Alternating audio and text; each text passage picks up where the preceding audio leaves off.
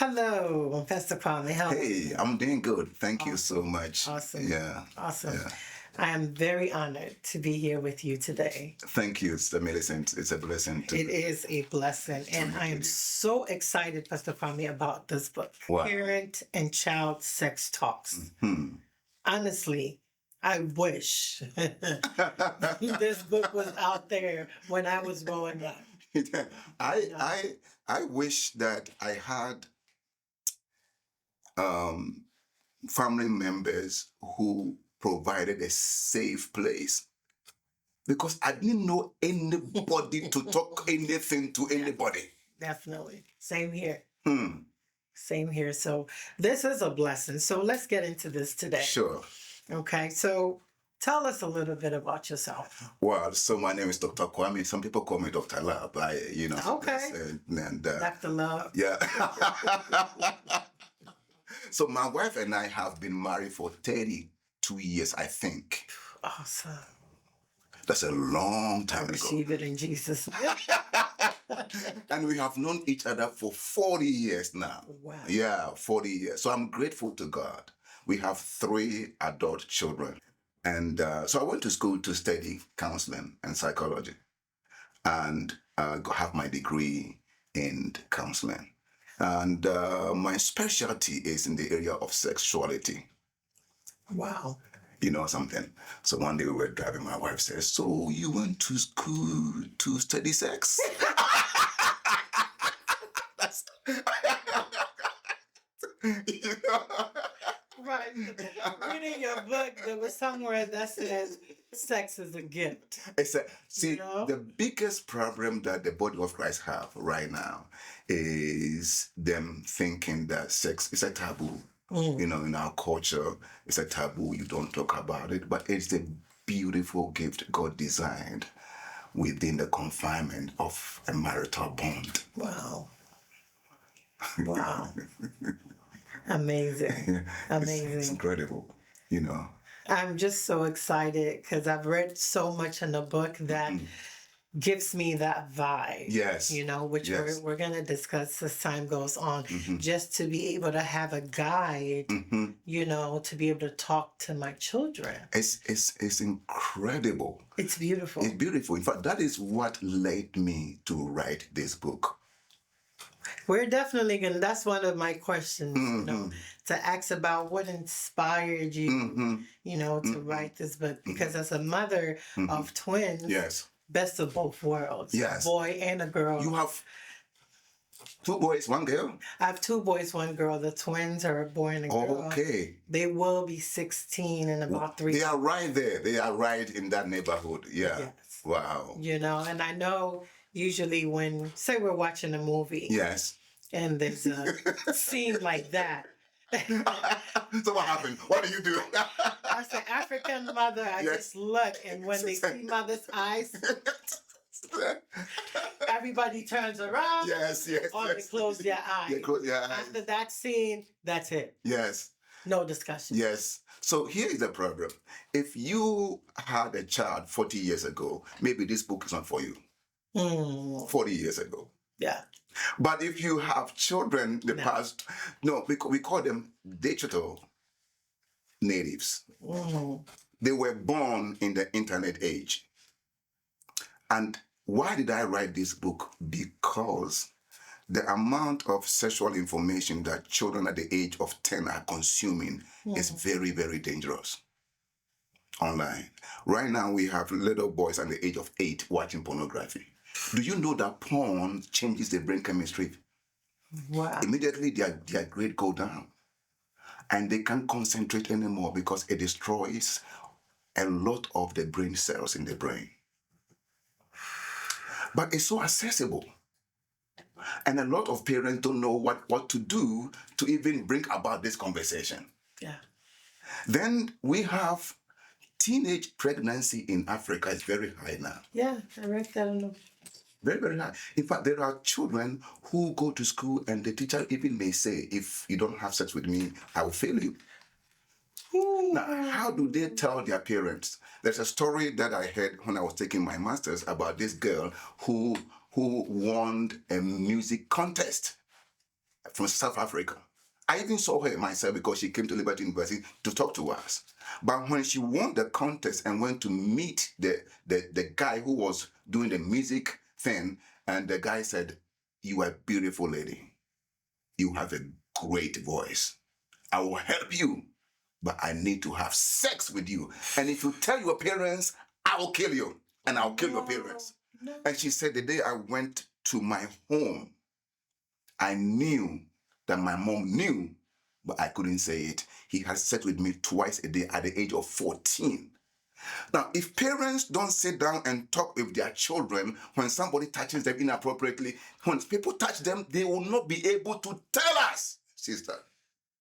The idea of this book is for us to provide a safe place. So whatever our kids are going through, they can come home and tell us. I was talking to this particular lady at the age of 16. She says, my stepdad had sex with me. And she said, I could never tell anybody because I knew they would not believe me. Somebody says, my teacher touched me inappropriately. And I couldn't tell my mom. Because we have never provided a place. There is no discussion, a safe place. There's no discussion. So the barriers are high. Sexual silence, culture, the taboos that we experience in our culture. It makes it very difficult for this conversation. And do you know what, something else? It ran all the way into our marriage. So that even married couples, Christian married couples, can say, I'm enjoying this sex. Because hey, you are a pastor. For goodness sake. You're naughty. You can't talk about these things. So this taboo is causing problems. Meanwhile, 85% of all children say that they are learning anything and everything about sex from their friends. And 92% of all teenagers from the research says they wish their parents had provided a safe place for discussions. This is what led me to write this book. Pastor Kwame, this is deep. This is deep. And also reading the book, a lot of boys and girls are learning a lot from internet. And the internet, the accessibility of it, and their friends, their friends are telling them, if you don't do that, peer pressure. Peer pressure, you're not cool. Yeah. Let me show you something nice. You can't hang out with us. You can't hang out. One guy says, I'm gay, because I like what I'm seeing on the internet. And, and they tell parents, you are, old, you people are old, this is our time. They don't know, they have no idea the negative impact it's having. The problem is that parents don't know even what to say. What should I say? Then another issue that we run into is gender. Yeah, I was going to ask you that question. Yeah. Who is your target audience for writing? My target audience are parents. Okay. Grandparents. Because sometimes parents... Old folks. Yeah. Parents may not be available. Right. And grandparents are taking. Yes, taking care. Yeah. And grandparents. And I also focus on church leaders. I train church leaders how to educate children. See, the problem is here, Miss Millicent. If you don't educate your children and they go to school, the school also teaches sex education. Yes. But it may not be what you are looking for. It will not. It may not be what you're looking for. So, but if they go there and they come home, you don't know what they are getting.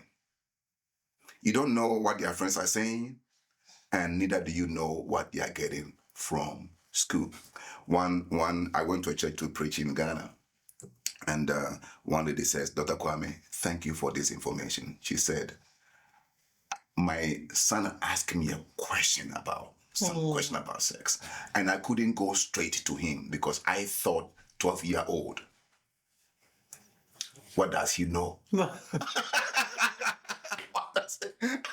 And then he said that And then he went to school and heard something contrary to what I taught him.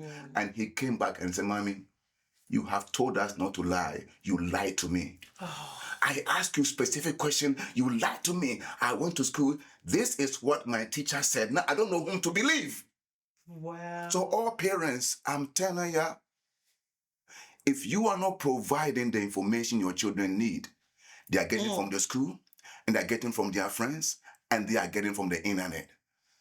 And if home is not providing a place where they can come and get the real fact, somebody is informing your child and informing them wrongly.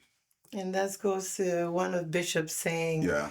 who is informing you is forming you. Yeah. And that is the risk that parents are right now. One woman when we were in Charlotte was saying that she had two children, a 12-year-old boy and a 10-year-old girl, and she was teaching them about, when you go to school there, these sex things and sending nude pictures to people, and then she told me that my son picked up that I was ashamed about telling this. So she said, my son told me, Mommy, you are ashamed. Please don't. We know all the things you are saying right now. Mommy, don't. Because me and my friends, we talk about, and Mommy was shocked by that information. Shocked. Thinking they don't know. They don't know. The internet is causing, it is it's a good thing. It has transformed the world. Yeah. But sexual distortion, it is a major problem our children are dealing with. We had one girl whose boyfriend told her to send nude pictures of herself to him. Again and again and again and again. She won't do it. And then the guy said, if you don't, I'll leave you. I'll leave you and pick somebody else. And this lady went home and felt so depressed. And then finally, she did it. And guess what the boy did? Begin to spread it. Spread it.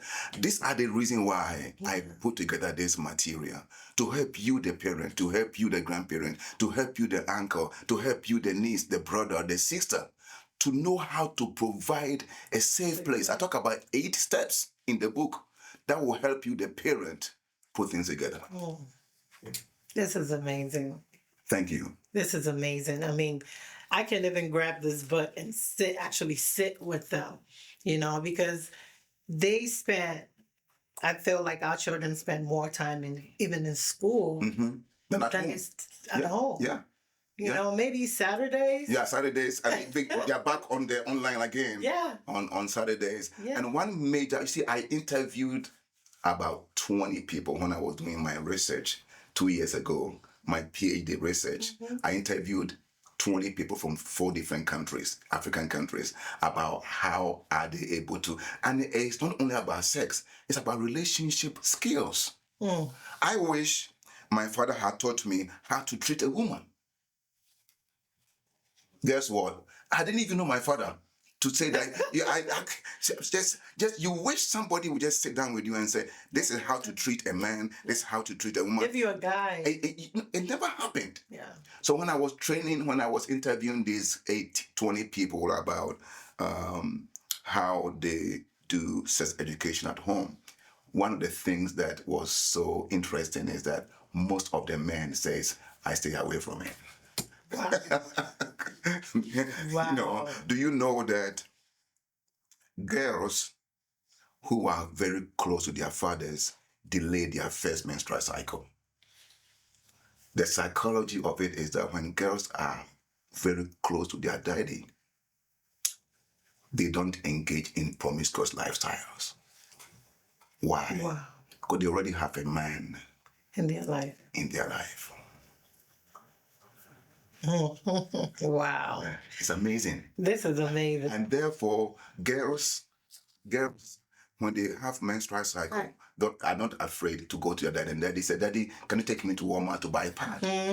And African man, what? Go to your mother. Here's what happens when children are so sweet, shame to anything sexually, then sex is shame. And my goal, Sister Millicent, so when people pick this book, it will be a resource that they will always go to find practical solutions at home. Awesome. Let me say this, and I've read this book. I mean, love it. You know, now I don't have to struggle. Okay. I like that. And mine, I have double, 2 at one time. Yes. So it says here, here are 12 topics you could teach your teenagers as you prepare them for marriage.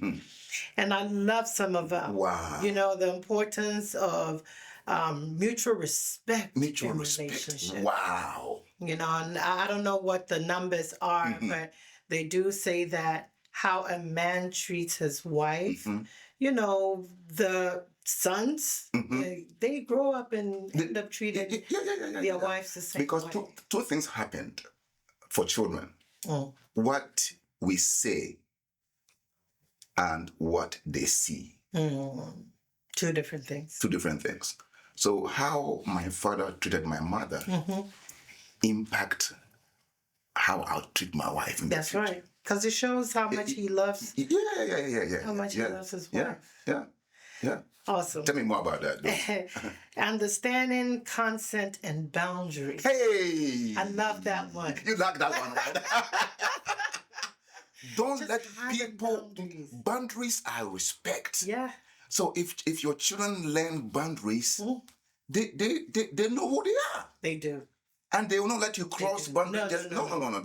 That's my space. That's boundaries. Yeah. But if they didn't know, then people just use them. You don't know. You don't know.